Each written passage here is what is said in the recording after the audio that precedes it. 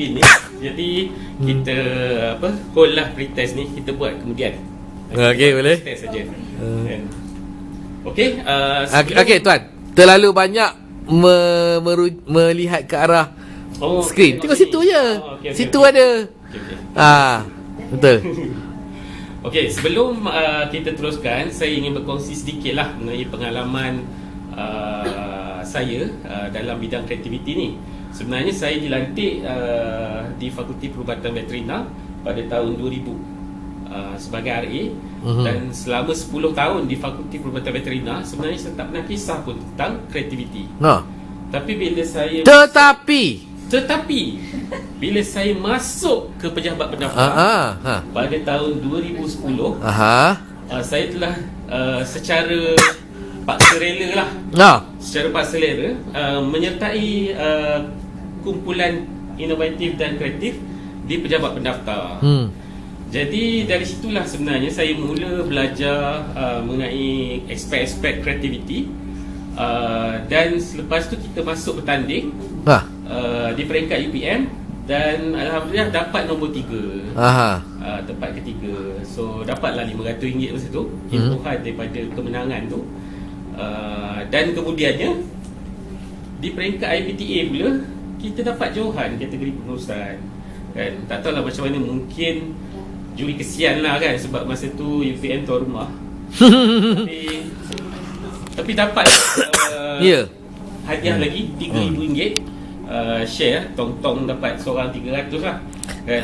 Jadi tuan-puan yang berada dalam kursus ni pun, kalau selepas kursus ni mungkin boleh terlibat join kumpulan inovatif dan kreatif, mungkin ada peluang juga untuk dapat hadiah-hadiah yang ditawarkan daripada pertandingan-pertandingan yang ada. Dan pada tahun 2014 pula kita masuk satu lagi pertandingan inovasi dan dapat naik johan. Jadi dapatlah RM1,000 masa tu. Share 10 orang, seorang 100. Jadi Datuk Maznah pun dalam tim saya juga masa tahun 2014 tu. So itulah sedikit perkongsian saya lah, pengalaman tentang pelibatan saya dalam bidang kreativiti ni. Maka apa yang saya akan kongsi selama 2 hari ini, apa yang saya akan kongsi pada 2 hari ini bukanlah kreativiti yang dicedok daripada buku, bukanlah kreativiti yang dicedok daripada buku, tetapi sebenarnya ada juga sikit tuan. Ya sikit lah, tetapi lebih kepada daripada aplikasi dan pengalaman saya sendiri. Dan saya percaya tuan-puan juga boleh mengaplikasi semua yang apa yang kita akan sentuh dalam program kita selama ini. Betul. Okay. So saya pergi kepada objektif ataupun hasil pembelajaran. Yang pertama adalah kita akan menguraikan falsafah dan kepentingan kreativiti dalam inovasi. Dan tuan-puan sebagai peserta kursus pun selepas kursus akan boleh menguraikan falsafah dan kepentingan kreativiti. Kuat sikit suara, lebih bertenaga. Inovasi kuat sikit suara. Dan inovasi dalam pekerjaan. Okay. Yang kedua ni pula ialah menerangkan teknik, kaedah dan teknik berfikir secara kreatif. Ada beberapa teknik yang boleh membantu tuan-puan untuk berfikir, dan itu yang kita akan kongsi bersama. Selama 2 hari ini. Dan yang ketiga adalah untuk mengaplikasi proses pemikiran kreatif dalam kehidupan dan pekerjaan, sebagaimana yang saya jelaskan tadi. Okey. Boleh? So ini adalah kandungan kursus, beberapa topik yang akan kita sentuh dalam program ni. Dan program kita ni sebenarnya banyak aktiviti. Jadi tuan-tuan kena bersedia untuk penglibatan dalam aktiviti-aktiviti yang kita akan jalankan. Tanya macam mana, boleh tak? Tanya macam mana, boleh tak? Boleh Alright. Okay. So next, saya sebenarnya nak bertanya kepada tuan-tuan dan puan-puan. Kita buat sedikit survey. Adakah anda kreatif? Boleh tak saya tanya, siapa yang rasa dia kreatif kat sini? Sebab tu datang kursus ni. Oh, ya ke? Okey, tak apa. Okey, siapa pula yang rasa dia tak kreatif? Saya tak kreatif. Tak ramai pula yang angkat tangan. So tuan-puan yang tak jawab tu macam mana? Confused lah macam macam dia ni so tak tahu lah, kreatif pun rasa tak kreatif pun rasa kreatif juga kan. Tapi di akhir penghujung Tetapi di hujung, di penghujung program ini nanti tuan-puan akan jadi seperti kartun yang mengangkat tangan ni. Yakin yang tuan-puan mempunyai kreativiti masing-masing. Okey, saya ingin kongsikan satu kajian. tak payah tengok. Satu kajian yang dibuat oleh George Land and Press German ni pada tahun 1993. Kajian ni sebenarnya dah lama, tapi sebenarnya tetapi sangat relevan sehingga ke hari ini, dan sebentar tadi sebenarnya telah dibuktikan oleh tuan-tuan dan puan-puan semua. Ya. Di mana kajian ini menunjukkan bahawa 98% kanak-kanak yang berumur 5 tahun dikategorikan sebagai naturally kreatif. Kreatif secara natural. Tapi apa yang berlaku selepas tu?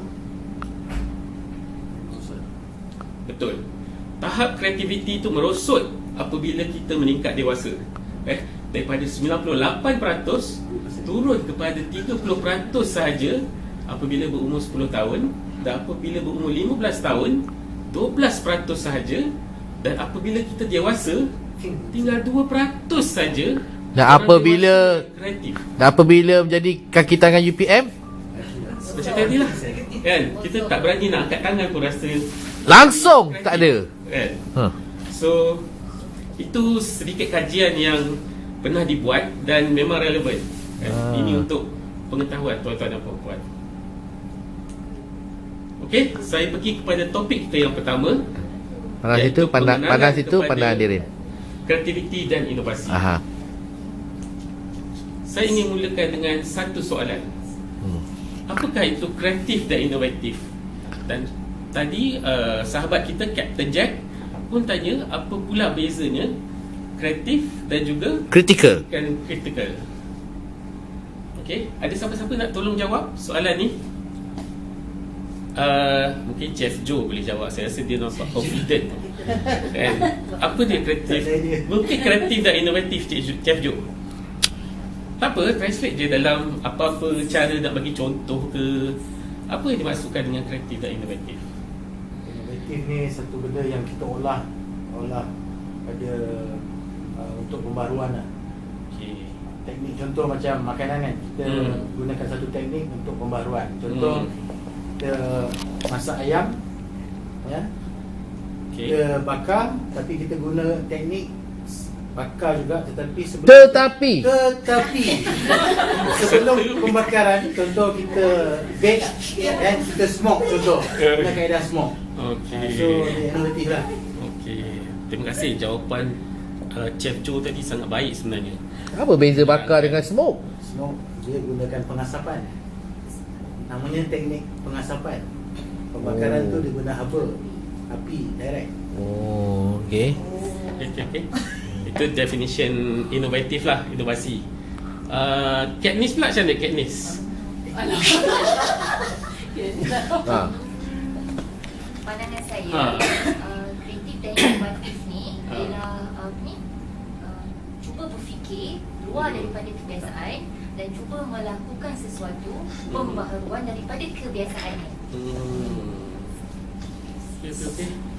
Tapi yang kritikal tu macam mana? Saya masih tak tahu lagi. Kritikal tu cuba tanya Dato' Vida. Dato' Vida. Yang kritikal tu pula apa? Dato' Vida dia boleh. Sebab dia lean kan. Lean. So dia advance gitu. Cari pembaziran kan. Yang kritikal tu apa? Yang saya tahu kritik ada. Kerja tak ada. Saya kritik memang suka. Tak tahu. Tak tahu. Kerja tertinggal. Kritikal tu saya rasa dia memberi kritikan ataupun komen, tapi kepada perkara-perkara yang sangat penting ataupun strategik lah. Pada pandangan saya lah. Sebab saya rasa macam faham tapi pun rasa tak faham. Betul. Okey. Saya rasa kalau kreatif ni more kepada benda yang tak ada, kita wujudkan secara kreatif lah. Critical ni more kepada if kita ada isu, contohnya ada masalah, problem, macam mana kita nak selesaikan secara kritikal. Critical thinking. Yelah, macam mana tu critical tu? Macam mana nak selesaikan secara kritikal? Secara kritikal, kita more pada ada tool. Ada tools lah yang kita boleh gunakan untuk selesaikan. Contohnya 5Y ke apa, Ishikawa ke, more pada critical thinking. Dia ada teknik dia. But creativity ni dia tak ada teknik dan dia tidak ada satu penghalangan. Means creativity ni dia satu benda idea yang kita tidak boleh menghalang. Dan contohnya kadang-kadang staff ni dia suka satu kebebasan kreatif dalam buat sesuatu kerja. Dia tidak suka bos yang bagi A, B, B, B dan sebagainya. Dia suka kreatif. Tapi Tetapi critical thinking ni, contohnya tiba-tiba hari ni KPT bagi wahyu kata, okay, staff contract semua kena buang. Okay, so apa critical thinking untuk universiti nak solvekan problem tu dengan keadaan begitulah. So kena something yang dia lain. Dia more pada fokus pada isu. Itu saya rasa lah. Okay. Terima kasih. Macam mana pakar? Memang betul. Sebenarnya untuk kita mendefinisi ni, dia tak ada betul dan salah. Tak ada betul dan salah. Sebenarnya kalau kita rujuk kepada kamus, so inilah yang didefinisikan sebagai kreatif. Kan, mempunyai kebolehan mencipta, menghasilkan dan mengembangkan sesuatu idea yang baru dan asli. So sebenarnya idea tu kita panggil kreatif, kan? Sesuatu idea yang baru. Lebih tenaga. Kan? Lebih bertenaga. Okay. Tapi inovasi. Tetapi inovasi pula apabila kita ambil idea tadi dan terjemahkan kepada satu sistem yang baru, kan? Kepada satu peralatan yang kita baru reka, kan? Dan di situlah sebenarnya elemen critical thinking tadi masuk, di mana kita berfikir sesuatu yang di luar kotak dan kita laksanakan sebagai sesuatu yang baru, kan? So kalau boleh saya bagi contoh, di section latihan, kita dulu ada masalah kita ialah staff tak nak pergi training, kan? So apa yang kita perlu buat? So dekat situ kita brainstorm dan cuba cari jalan penyelesaian. Dan akhirnya kita create satu sistem CPD di mana kita beri mata kepada staff yang menghadiri latihan. Dan in the end, mata tu akan membawa implikasi kepada markah penilaian prestasi. So itulah proses critical thinking yang kita buat. Hasil itu betul, menghasilkan sesuatu yang baru. Okay tuan, gini tuan. Setiap kali tuan move the slide, nak tengok kat tak payah. Kat depan tu ada. Betul lah. Kat depan tu ada. Itu dah terbiasa. Itulah habit. Bad habits. Ya.